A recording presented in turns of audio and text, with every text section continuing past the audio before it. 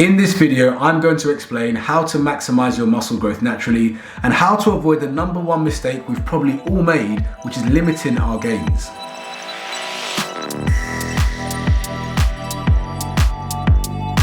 Hello, Jason again. It's been a while, but I'm back. I thought I wouldn't wait for the whole new year, new me rush.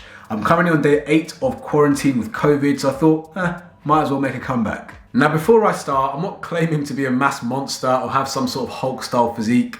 I just want to share with you a mistake I've been making for years, which was robbing me of my gains, but once I rectified, allowed me to build a lot more quality muscle tissue and minimize fat gain. The more I speak to people, the more I realize that we all have this one thing in common.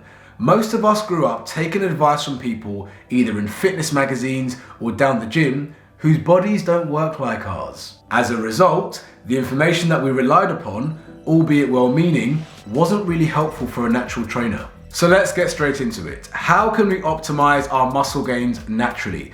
Now, there are 5 points I'm going to make. 4 of them you may be aware of, but the 5th one is the one I'm going to focus on for the purpose of this video, as that's the one that's the most overlooked and one that can have a huge impact on your muscle gains. So the first point is sufficient protein intake. Try and ensure you're having at least 0.8 grams of protein per pound of body weight. The second point is sufficient rest. Making sure that you're getting 7 to 8 hours sleep per night and managing your recovery in between training sessions. The third point is progressive overload. This means that through your training, you're placing more stress on your body over time. The fourth point is making sure that you're consuming sufficient calories. Now, there's a huge debate around whether or not you can build muscle in a calorie deficit. You definitely can, but to build an optimal level of muscle, you would need to be in a calorie surplus. By surplus, we mean eating more calories than your body needs to maintain itself. A surplus of around 200 to 300 calories per day is enough to build an optimal level of muscle and minimize fat gain. And the final point is hormones. Making sure that you have a healthy balance of hormones to support optimal muscle growth.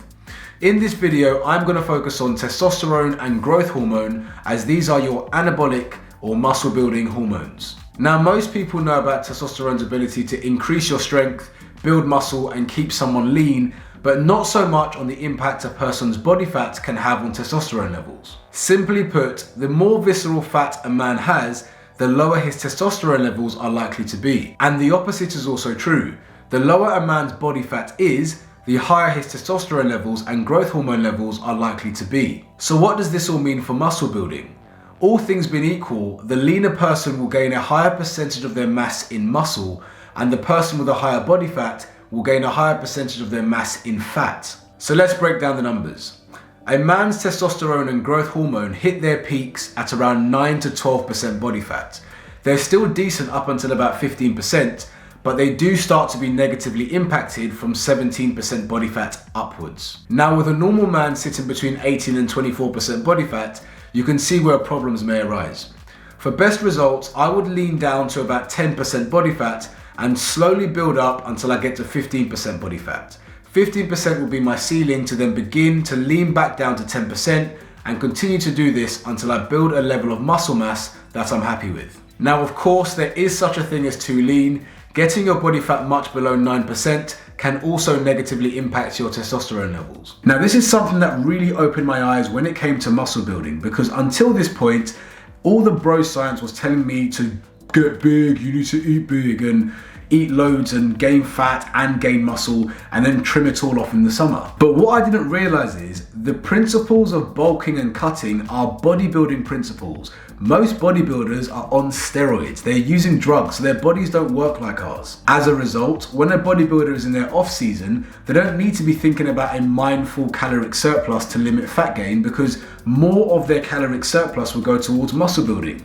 If you are natural, more of that surplus is going to end up around your waist or in the loo. The second thing is that they don't need to think about their body fat impacting their testosterone levels, because they're getting hormones from an external source. And then finally, they can afford to gain more fat, because when they need to trim off the fat in the summer, they have hormones to protect their muscles, which again, a natural person just wouldn't have. This is why I do discourage traditional bulking and cutting methods for natural trainers.